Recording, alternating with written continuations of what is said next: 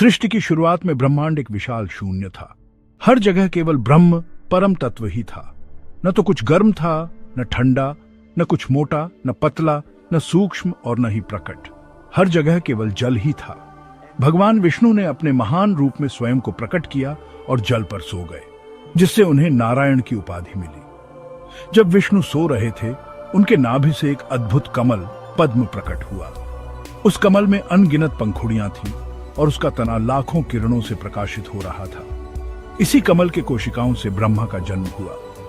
जैसे ही ब्रह्मा ने अपने अस्तित्व को महसूस किया, वे भ्रमित हो गए और सोचने लगे, क्या इस कमल के अलावा और कुछ भी नहीं है जो हर जगह फैला हुआ दिखता है? मैं कौन हूँ और मैं कहां से आया हूँ? मेरा अस्तित्व का उद्देश्य क्या है?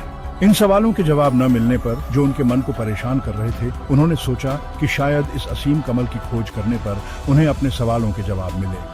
यह सोचकर ब्रह्मा कमल के तने से नीचे उतरे और लगभग 100 वर्षों तक इधर उधर भटकते रहे।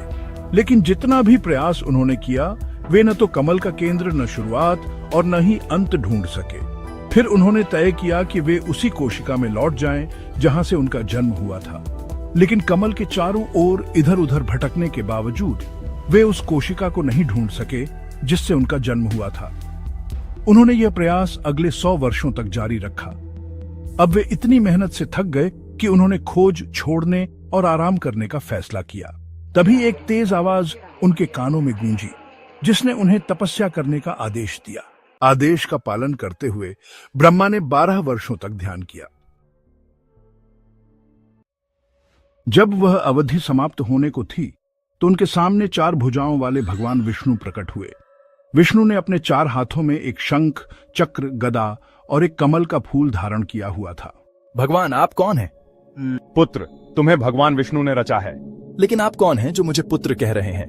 क्या तुम मुझे पहचान नहीं पा रहे पुत्र? मैं विष्णु हूँ और मैंने तुम्हें अपने शरीर से उत्पन्न किया है। लेकिन ब्रह्मा को यह बात बिल्कुल भी मान्य नहीं हुई। क्योंकि विष्णु अपने दावे का प्रमाण नहीं दे सके, ब्रह्मा को गुस्सा आ गया और उन्होंने विष्णु से लड़ाई शुरू कर दी। जब वे दोनों आपस में लड़ रहे थे, तभी वहां एक चमकता हुआ स्तंभ प्रकट हुआ, जिसे लिंग कहा गया। ये इतना विशाल था कि इसका न तो कोई आरंभ था और न ही अंत। आओ लड़ाई बंद कर दें, क्योंकि हमारे बीच एक तीसरी उपस्थिति है। पहले इस लिंग के बारे में जानने की कोशिश करें। ब्रह्मा, जिन्होंने पहले ही कमल की खोज में हार मान ली थी, लिंग के बारे में जानने में ज्यादा उत्साहित नहीं थे। तुम हंस का रूप धारण कर ऊपर जाओ और मैं वराह का रूप धारण कर नीचे जाऊंगा। ब्रह्मा ने इस सुझाव का विरोध नहीं किया। उन्होंने सफेद हंस का रूप धारण कर ऊपर उड़ान भरी।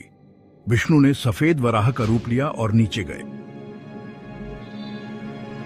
वे दोनों 4000 वर्षों तक अपनी खोज में लगे रहे, लेकिन उस लिंग के छोर तक नहीं पहुंच सके। अंत में वे वहीं लौट आए जहां से उन्होंने शुरुआत की थी और प्रार्थना करने लगे। लगभग 1000 वर्षों तक वे प्रार्थना करते रहे। जब वह अवधि समाप्त होने को थी, तब उन्होंने ओम की ध्वनि सुनी। उस ध्वनि के साथ एक 5 मुख और 10 भुजाओं वाला प्राणी उनके सामने प्रकट हुआ। वह महादेव या शिव थे, अपने मूल रूप में।